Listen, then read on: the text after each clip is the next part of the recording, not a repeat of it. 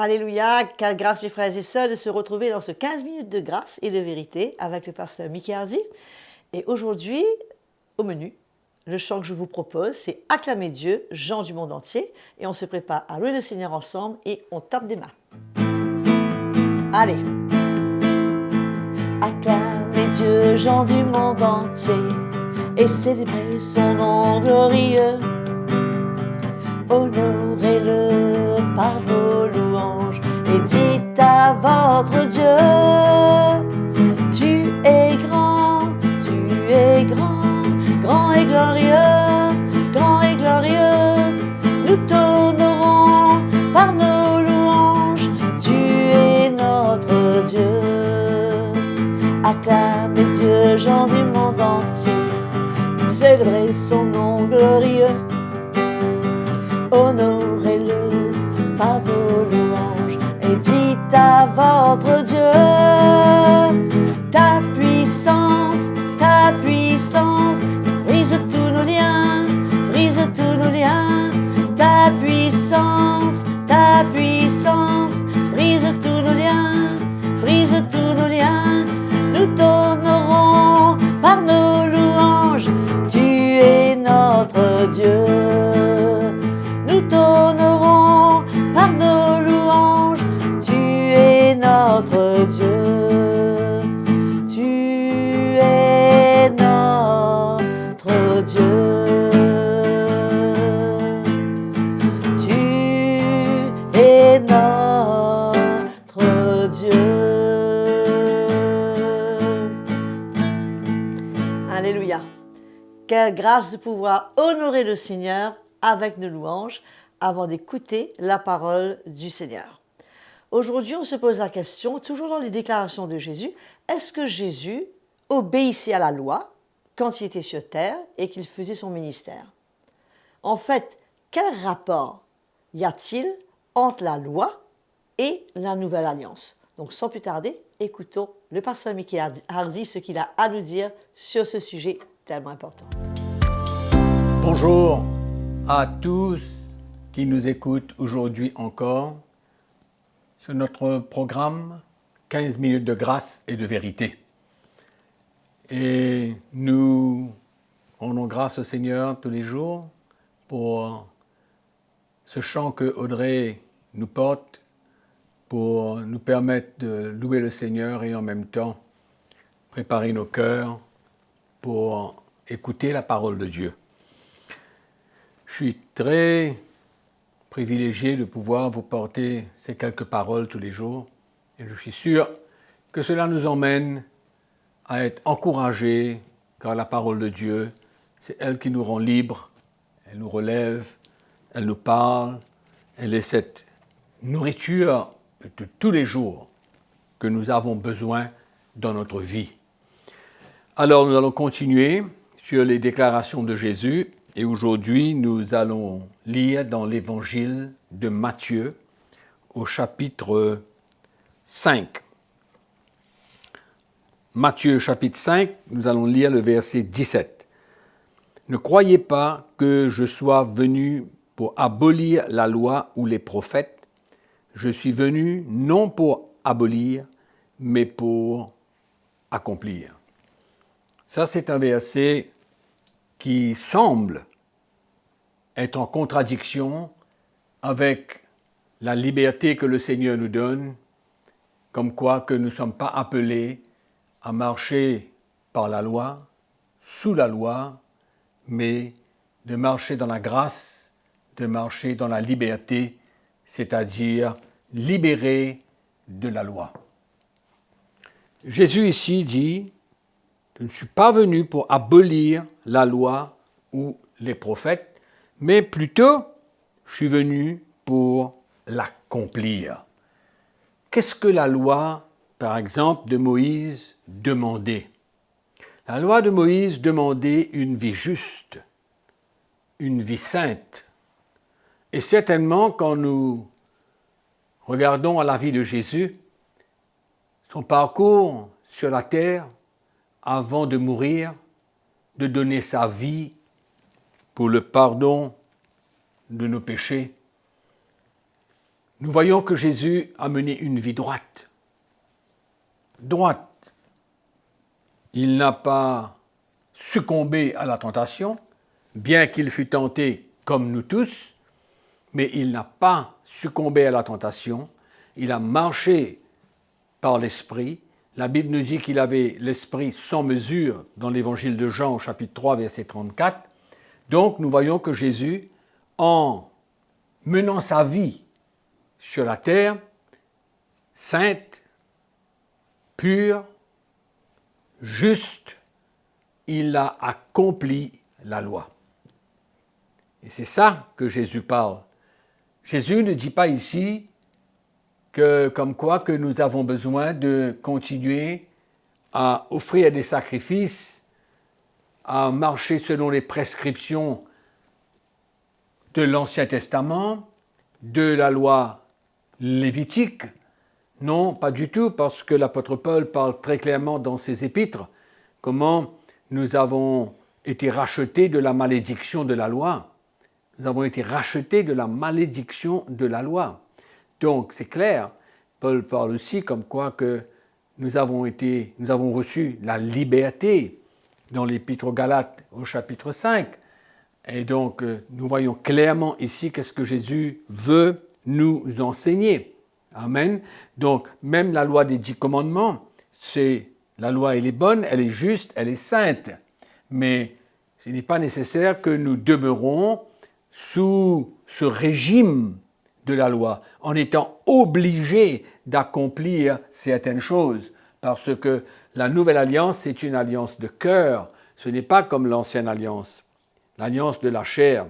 Amen. Donc, Jésus, allons dire que tout ce que la loi et les sacrifices représentaient, Jésus les a toutes accomplies par sa vie et par sa mort sur la croix.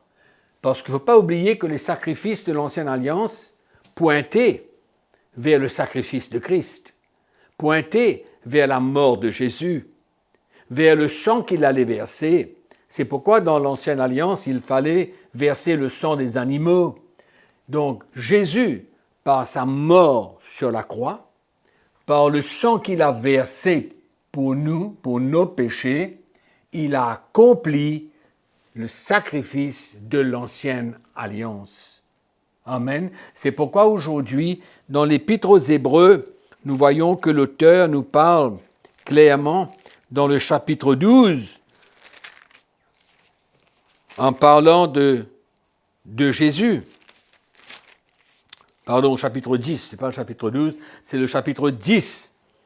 Dans le livre des Hébreux, au verset 5, il est écrit « C'est pourquoi Christ, entrant dans le monde, dit « Tu n'as voulu ni sacrifice, ni offrande, mais tu m'as formé un corps. Tu n'as agréé ni holocauste, ni sacrifice pour le péché. Alors j'ai dit, voici, je viens, pour faire, ô Dieu, ta volonté. » Amen. Donc c'est clair ici que Jésus entrant dans le monde, il dit, tu n'as voulu ni sacrifice, ni offrande, mais tu m'as formé un corps. Donc Christ parle maintenant, comment Dieu le Père lui a donné ce corps humain, Christ, Jésus, homme, pour venir offrir sa vie en sacrifice. Voilà pourquoi il est venu dans le monde. Et alors, en même temps, il dit, mais tu n'as voulu ni sacrifice, ni holocauste, ni aucune offrande pour le péché, parce que Jésus allait lui-même accomplir la loi, accomplir les sacrifices qui représentaient la mort de Christ et le sacrifice de Christ sur la croix. Donc Jésus est venu accomplir tout ce qui avait été proclamé dans l'Ancien Testament sous l'Ancienne Alliance. C'est pourquoi aujourd'hui, nous ne sommes pas appelés à vivre sous ce régime de la loi en étant pressurisés, poussés dans l'obligation d'accomplir certaines lois. Et ce qui est dangereux aujourd'hui dans l'Église, car même dans ces derniers temps que nous vivons, il y a certains mouvements. Des mouvements dans l'Église évangélique, l'Église pentecôtiste même, pour retourner au sacrifice de l'ancienne alliance en étant sous la nouvelle alliance. Il y a un mouvement dans l'Église aujourd'hui et c'est dangereux parce qu'à ce moment-là, on retourne au sacrifice de l'ancienne alliance et on vient déclarer que le sacrifice de Jésus-Christ n'est pas suffisant. Il faut maintenant accomplir les sacrifices de l'ancienne alliance. Ça, c'est bien dangereux parce que ça nous éloigne de la grâce de Dieu, ça nous éloigne dans notre relation avec Jésus-Christ parce que nous nous retrouvons quelque part sous le régime de l'ancienne alliance à vivre les prescriptions et les sacrifices de l'ancienne alliance. Et Jésus est clair dans le livre des Hébreux où l'auteur nous parle comment Jésus-Christ, qui est entré dans le monde, dit « Tu n'as voulu ni sacrifice ni offrande, mais tu m'as formé un corps. » Donc, Jésus est venu avec ce corps, comme nous, humain, dans la chair, et a vécu une vie pure, propre, sainte, juste, sans défaut. Amen. Pour aller jusqu'à la croix et offrir son sang pour la rémission de nos péchés. Ce que le sang des boucs et des taureaux ne pouvait accomplir, Christ, dans sa mort sur la croix, en versant son sang pour nos péchés, est venu prendre maintenant tous nos péchés et nous permettre d'être réconciliés avec Dieu et recevoir le pardon de nos péchés. Amen. Donc nous voyons pas la nécessité aujourd'hui de se servir de ce texte dans Matthieu chapitre 5 et le verset 17, de venir faire accroire comme quoi que nous devons maintenant nous soumettre aux lois, aux prescriptions, aux obligations de l'ancienne alliance. Et nous trouvons ça dans l'Église aujourd'hui. Nous trouvons ça dans beaucoup d'églises aujourd'hui où il y a cette tendance à retourner vers l'ancienne alliance, vers les prescriptions, les sacrifices de l'ancienne alliance. Alors là, c'est une erreur, une vraie erreur aujourd'hui, parce que nous sommes dans le temps de l'Église, le temps de la nouvelle alliance, le temps d'une relation de cœur avec Jésus, et non pas sous une obligation quelconque de nous tourner vers des sacrifices de l'ancienne alliance. C'est pourquoi aujourd'hui, nous avons l'Esprit du Seigneur en nous pour nous conduire, nous guider, nous emmener à la repentance, nous former. Tout est en Jésus, tout est par le Saint-Esprit qui habite en nous pour nous conduire dans une vie pure, juste, vraie et sainte. Donc l'accomplissement de la loi même pour nous aujourd'hui, c'est par l'intervention du Saint-Esprit dans nos vies, à qui nous avons besoin de nous soumettre, d'obéir, amen, et de ne pas nous soumettre aux œuvres de la chair, à la force de la chair en nous pour nous éloigner du plan de Dieu. Donc c'est ça mes frères et sœurs, je vais arrêter là aujourd'hui en espérant que vous avez été encouragés et que vos yeux se sont ouverts, le voile enlevé pour nous faire comprendre que nous vivons sous une nouvelle alliance et nous ne pouvons pas vivre les deux alliances en même temps. Sur ce, que le Seigneur vous bénisse, que la grâce du Seigneur vous accompagne aujourd'hui et n'oubliez pas que nous vous aimons. Voilà mes frères et sœurs, comme nous l'avons entendu, la nouvelle alliance et l'ancienne alliance, c'est quelque chose de complètement différent. Jésus a tout accompli en mourant sur la croix pour nous. C'est donc pas nécessaire pour aucun de nous d'essayer de vivre l'ancienne alliance et de la mélanger avec la nouvelle alliance. Plutôt, concentrons-nous à l'œuvre que Dieu veut faire dans notre vie et établissons cette relation avec le Seigneur. Je vous encourage à vous abonner sur cette chaîne si vous ne l'avez pas déjà fait et à vous inscrire et surtout à peser la petite cloche afin de recevoir les notifications.